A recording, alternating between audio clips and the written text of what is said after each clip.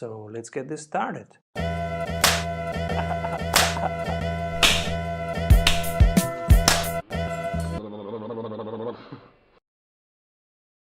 Let's think of the founder. She founded a company, it's going well, and many times when we have our survey, so at the beginning of a client relationship, we have this survey which asks for the basic facts and the finances. And one question is, what's your CEO's salary? And the answer is often that they don't have a CEO's salary. So first they use their company as a piggy bank, and that has more repercussions. One is that when they tell you their profit rate, they are not telling the profit rate because they are not part of the expenses yet. And the second is, when you then decide and finally give yourself a salary, how do you decide of how high should it be? Industry, standard, benchmark? Because you are the founder and you can do what you want, basically. What is the right thing to do? Well, in terms of the right thing to do, I think it's very important to pay yourself a salary as an entrepreneur, as a CEO. Because one of the things that I've seen, especially with startups, with smaller companies, is that, and I've made this mistake myself. The first thing is you cannot live without money. If you try that, let's say as a startup entrepreneur, when you're bootstrapping, and you try to live without money in your day-to-day private life, it is just a huge, huge hassle. It is going to take so much of your focus from the company and what you should be focusing on solving the everyday problem of, let's say, having to pay rent, having to pay for your normal day-to-day expenses. And what entrepreneurs sometimes do is, because, for tax reasons, they take money out of the company as directors' loans because they're not paying themselves a salary. Now, this is extremely dangerous from a legal perspective, because let's say it doesn't work out and your company fails, and then not only have you not paid yourself a salary for the past 3 to 5 years, but you could end up owing the company tens or hundreds of thousands of euros or dollars. And I've actually seen cases of that. And people weren't really aware that what these directors' loans actually meant and how they actually worked. And that is not just money you're taking out of the company. And the money was usually taken out for their private expenses, such as purchasing food or going to restaurants or transport tickets or taxi fares and those kind of things.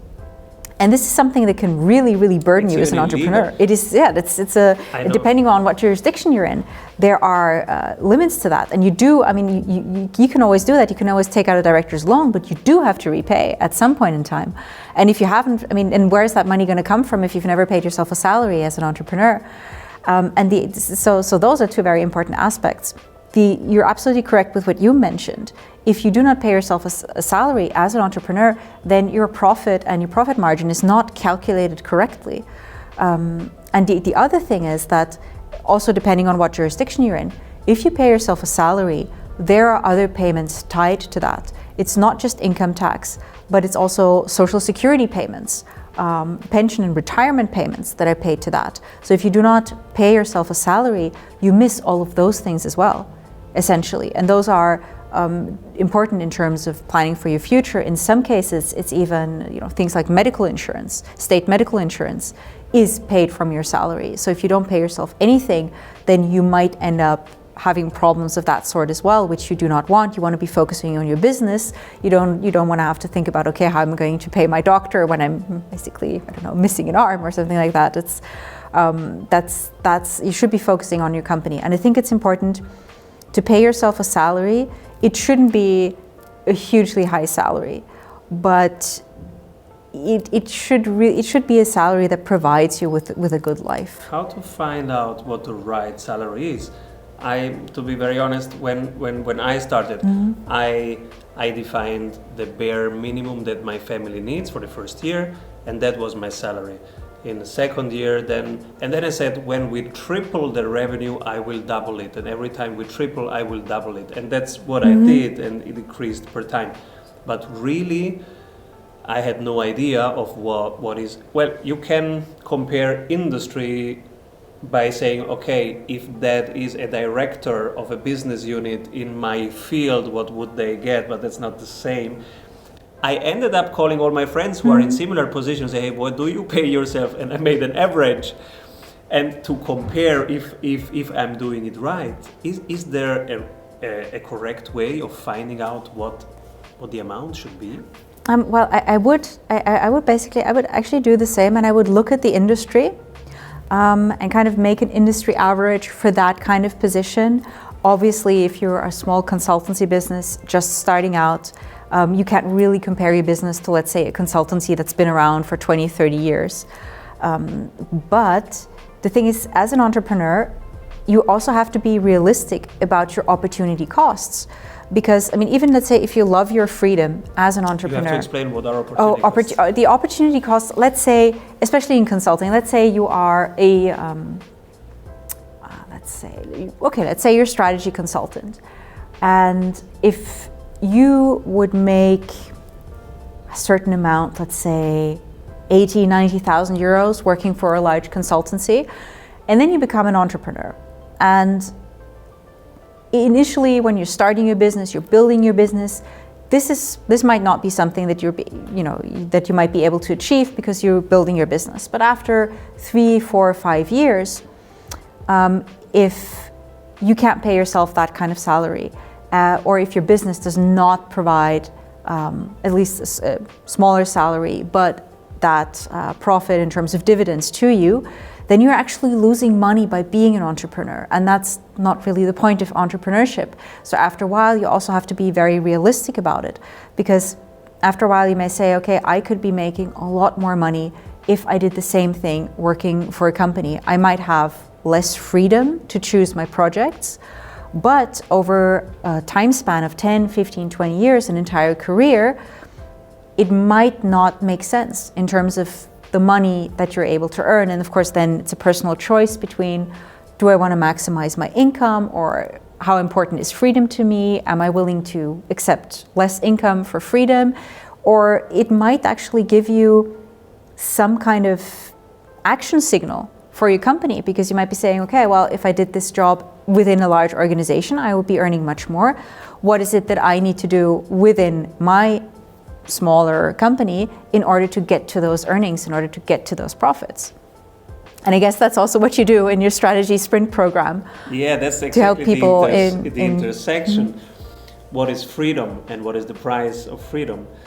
So yeah, basically what we do is to help them really manage the process of growth, and especially of scalability, so that they are not the bottleneck anymore for their growth.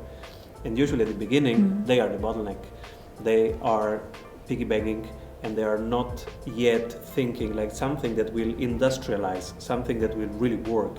So what we do is we help them have a scalability mindset from the very beginning, so that they grow with scalability in mind, because it might come sooner than you think, and it might be a 3x, 5x, 10x process even, but then you are not ready. So one of the questions that we ask is, if you would 10x tomorrow, like 10 times as much client call you tomorrow, what would break? What is it that you cannot deliver? And that's where we start and working with them and systemizing these parts.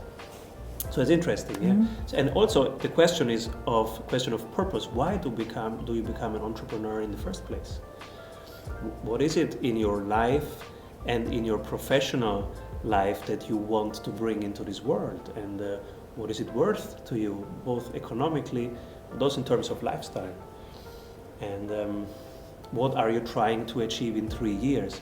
We found out that all of these questions remain blurry if you don't have a 3 years vision. That's really 3 years what we ask them to write down in a couple pages. We say, okay, where is your business in 3 years, and how is that linked to your life and to the life of your people or their families? We even ask them to write down how their families and their surroundings look like, feel like in 3 years, and why. Because to answer all these questions, what's the price, of my freedom? Is freedom to do something for me? Or is it freedom from having a boss, from having a 9 to 5, from having to wear a suit, from something or to something? It's a huge difference, right? And so the first thing that we do in week 1 is to help them really jot down in 5 pages the vision in 3 years. And then the cards start to fall in an order that you can systemize. But that's really the basis of what we do. So exciting. And now, if I am an entrepreneur and I have so much to do, but I learned from Larissa that I should do now every week my financial homework. Let's say I have 2 hours a week. What should I do? Well, I would say it doesn't even take as much as 2 hours. I think there's an initial setup that might take 3-4 hours, but once the setup has been done, it can even be done in 30 minutes. First of all, on the private side, it's a good idea to check your investment accounts once a week to see how the securities you've invested in have developed, if there is a need to buy new securities, sell some of the ones you already have. For whatever reason, you might already have a good profit on them, or they might have gone the other way, a stop loss has been triggered, there's new cash there to be invested, you add some additional cash to your investment account, and then you might want to think about, okay, what do I want to buy next? Do I want to invest more in the securities that I already have in my portfolio because I think they're great, or do I want to buy something new, or do I need to rebalance? Because let's say you have a diversified portfolio, some money in stocks, some money in bonds, some money in commodities, some in real estate, listed real estate, let's say. If one of these develops much faster than the other, price rises, then your pie might get out of balance. So that's rebalancing. That's one thing to check. And that should only... Should you do it yourself if you're a small entrepreneur of a small company, or should you give it to experts who do it for you? Well, that depends. In terms of fintech and all the technologies we have at hand now, it is something that you could easily do yourself. If you already, if you've already educated yourself enough, initially it might be a good idea to also have an investment advisor, but you have to know that investment advisors in the long run, they do live off fees, so that might cost you a lot. So it's always a good idea to educate yourself, also to understand what your investment advisor is telling you. But you could start out by having an investment advisor, at least to teach you initially or to help you with the setup, or to also help you define a portfolio strategy. That's something. But once it's set up, it's something that you can manage quite well yourself. So that's kind of on the private investment side. The other thing on the corporate side, it is very important to just check your banking balances, especially if you have only one account. If you have several categories, it's easier because you do have to check that all the important payments have been made. And those are salary payments, tax payments, any payments that would have serious consequences to your business if you don't make them on time. Also, it's a good idea not just to check if they've been made, but also if they've been made correctly. Because if they've not been made correctly, that might also lead to future hassle, because then you might have to call the tax authority or whoever it is that you pay to correct it. So that's also one thing to check for, because then you can already intervene and correct it right away. That's one of the things. The other thing is, have I reached my financial goals in terms of my budget? Let's say if you don't really have a fixed budget, but at least you have the categories, and it's the end of the week, and let's say you have a budget for client acquisition, and from the previous month, you put 5,000 euros in that category, in that account, and after a week later, you've already spent 5,000 euros. So okay, I may have been overzealous with that. There could be a legitimate reason saying, okay, I do all my client acquisition in week 1, but if you're spending money too fast or too slowly, that's also a problem. Because if you have a separate marketing account for online marketing, and there's just too much money there, then you might not be up to date on your marketing plan or all your planned marketing activities. Those are the kind of things to check for. Am I reaching my goals? And of course, how much profit have I made? The other thing is, has everybody paid me who is supposed to pay me? Are there some payments that I might have to chase? Ideally, you've already switched to upfront payments. but that's one of the things. So it's basically evaluating whether or not you've reached your financial goals is the most important point. And that, if it's well set up, that would only take 20, 30 minutes. If you've set up the categories, it's quite easy to do, because you just take a look at your accounts and you see, okay, there should be €0 in that account because I should have spent all my marketing budget that week, or there should be 10, 12,000 euros in my financing account because that is the next interest payment that I might have on one of my projects. Or generally the income account, I should have 50, 60,000 euros because that client should have already paid me. Those things are very important to know as an entrepreneur, to see if you're on track. I used to neglect that, and when I realized how important that is, and especially what the potential is in terms of the art of growing a business, is exactly knowing these elements and putting them together in the alchemy that is creating more than the parts. And so when I got this, I was analyzing why did I avoid it in the first place. And I realized that it creates friction to have your investments are there, your banking account is there, and it's a lot of clicks to go there. So I put them together in my Chrome bar, and then it was too much there. At the end, my trick, and that may be helpful for others who start, is I put together a checklist for myself. It's now in my project management system, and every Friday it nudges me and says, hey, you have to do your 8 steps. I call it the CEO wealth review. So you have to do your 8 steps now. It tells me. That was my trick. I don't know how you do it. Well, I mean, I used to be a treasury manager, so for me, it's very natural that I check my bank balances every day, and especially with mobile banking apps, it's quite easy. And one of the things that I've also noticed with when you just have one account and when you don't have these categories, as an entrepreneur, one of the things you do have to control is there's a certain amount of discretionary spending, like things you buy because you like them, because there's some kind of it's called fun expenses. Fun, yeah, and that's very important, and it's also important to kind of keep track of those, because if you just have one account, you don't really know, and you might be, let's say there might be a special offer, you see something online on a software you like to use, and there might be a lifetime subscription, and you're like, yes, I really want this because this is something that I need, I use it, and then you might spend a few $100s on a lifetime subscription. So those expenses should also be accounted for, because those things can, for some entrepreneurs, they can get out of hand. Or things like what I've seen with some companies is client entertainment or fancy events or those kind of things. So it's important to keep track of that, because especially when things are going well and when your company is growing, it is very easy to get overzealous with kind of fun type expenses. So that's also important to check for, and to say, okay, well, my client entertainment costs, they're all in my client acquisitions account, and I don't want to overspend. So if I'm getting to my budgetary limit in that account, then I might want to reconsider how I'm gonna, I might choose a different restaurant, or I might choose to host my events differently. So those are kind of the things to watch out for, but it's just a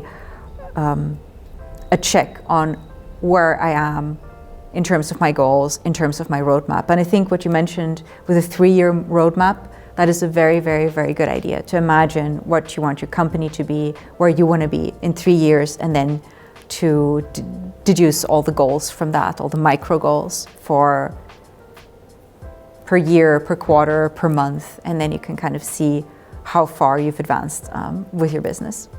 This fun category actually was quite important, because I do always the plan and the actual and the delta, plan, actual, delta. So I always January, February, etc. And so when I estimate the fun, I'm usually completely wrong, because the actual fun is really different from month to month. So I said to myself, wait a moment, what about having more intention in doing that? So now I have this question that I ask myself in a very polar way: what's the spending that really can bring happiness and joy for me and my surrounding. But it's first me and then my surrounding. And then I tell to myself, okay, in this month, it's, I don't know, CrossFit equipment because I love it. And then it's, for example, it's one sports equipment category. And that now is less volatile because it's more intentional. Also, when I have one intentional spending, like this sports equipment, or I just say convenience, like living, and or holidays with family, whatever, I say convenience. I don't want to think, I spend for that. Then it's much easier for me to cut all the other costs, because then automatically, if I say, okay, CrossFit is the one thing, the one fun thing of this month, and I will be overexpending there. But of course, there is a limit of how much sport equipment you can have in the room, right? So there is a limit. But the effect is that everything else, now when friends ask me for tennis, I say no, because I don't have the equipment. And then, do we play football? No, I don't play football. I do CrossFit in this month. So everything is so intentionally focused that it's much easier to cut on everything else. Because I know what's going to bring joy in this month. And that was something that I found out that can really work to be intentional in your budgeting. And like, what is the life that I want to have? And what is the spending that really brings joy if I do it with intention? And it's so much easier not to spend every day on a big cappuccino and all these things that really compound if you know, okay, that's gonna bring me joy. Then I don't need joy every 30 minutes because I know it will be on Friday, there will be joy somewhere, and it's with intention. That's more of a personal finance issue. What you mentioned, the bucket system. In March, my first book is going to be published. I mean, this is a personal investment book, mainly targeted towards women, because fewer women than men invest, and this is basically an introduction to investment. And it also concerns the title is called Money Honey. It will only be published in German right now, but probably be translated into other languages in the future. And it contains the section on personal finance. And what you mentioned is the bucket system. And this is something you can do as a private individual, but also as a corporation or as an entrepreneur. And as a private individual, usually you will have a bucket for fixed cost, variable living costs, such as food or transport, savings and investment, debt repayment, and the fun bucket. I also like to add a sixth bucket, which I personally think is one of the keys to wealth, and that is sharing and charity and donations. Yeah. And that is something extremely, extremely important. There's a lot of psychological evidence from the field of psychology that spending money on other people brings us a lot of joy and a lot of happiness. And I think that has a positive psychological effect. Consciously giving money away is the opposite thought process to the thought process we usually have about money. Abundance, right? It's abundance, because normally, it's about 10, 12 times a day when we go through a normal day that we think, I can't afford this, this is too expensive.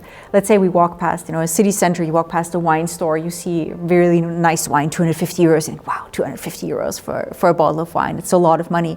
Essentially what you're saying to yourself subconsciously is, I can't afford that, I don't have enough. But if you consciously give away money to charity or just to share it with people once a month, you are actually consciously and deliberately and tied to action sending the opposite message to your subconscious. And I think that's very interesting. And the fun bucket, I've had the same experience with the fun bucket. And I've actually managed to massively reduce my personal spending because of the fun bucket, because of the exact phenomenon that you described. Because before I was spending unconsciously. And now that I have my fun bucket, it's a certain amount every month of my income dedicated towards the fun bucket. And I have a separate account and a separate card just for fun. And then, I obviously it's with a mobile bank, so I can check it at any point in time.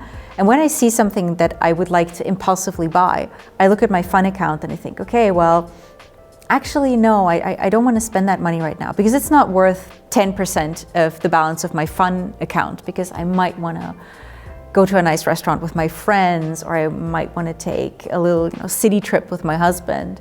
So that actually reins in your spending. As you say, it's very focused. For you, it's CrossFit. And then you say no to tennis and to football and to all of these other things.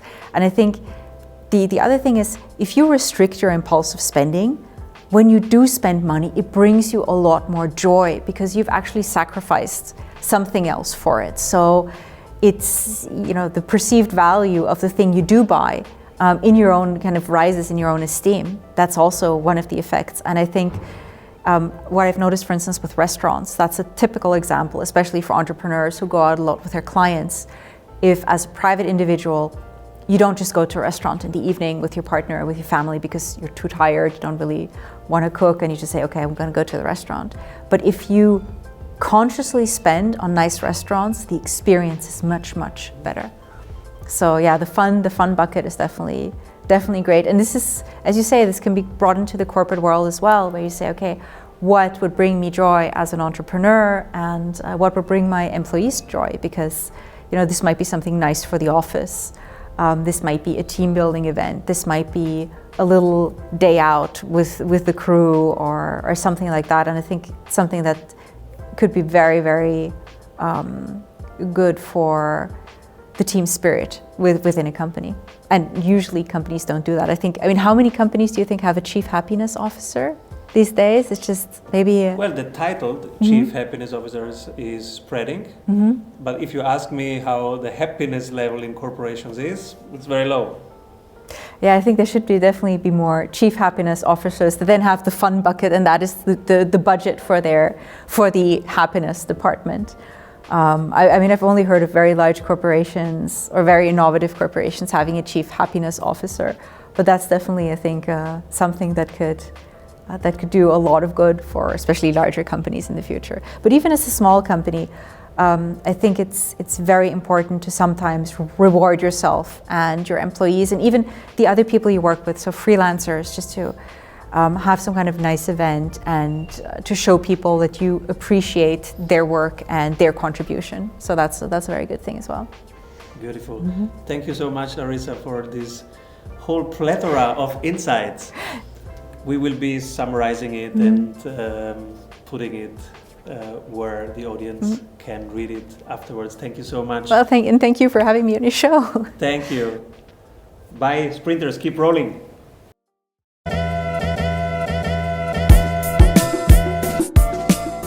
Entrepreneurial freedom is awesome.